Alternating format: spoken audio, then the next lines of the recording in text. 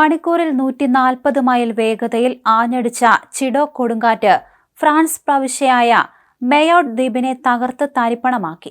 വെറും 3 ലക്ഷത്തോളം മാത്രം ജനസംഖ്യയുള്ള ദ്വീപിൽ 1 ലക്ഷത്തിലേറെ പേർക്കാണ് വീടുകൾ നഷ്ടപ്പെട്ടത്. പലയിടങ്ങളിലും കടുത്ത കുടിവെള്ളക്ഷാമവും അനുഭവപ്പെടുന്നുണ്ട്.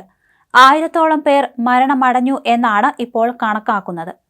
വൻകരയിൽ നിന്നും ഏറെ മാറി സ്ഥിതി ചെയ്യുന്ന ഈ ദ്വീപ് സമൂഹത്തിൽ കനത്ത നാശമാണ് കൊടുങ്കാറ്റ് ഉണ്ടാക്കിയതെന്നാണ് അധികൃതർ പറയുന്നത്.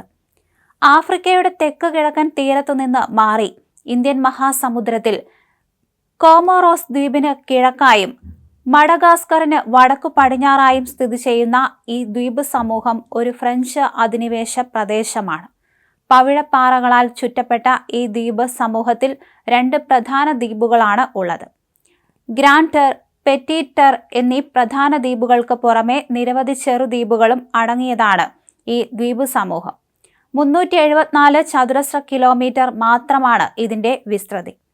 ഫ്രാൻസ് പ്രവിശ്യകളിൽ ഏറ്റവും ദാരിദ്ര്യം നിറഞ്ഞ പ്രവിശ്യയാണ് മയോട്ട്.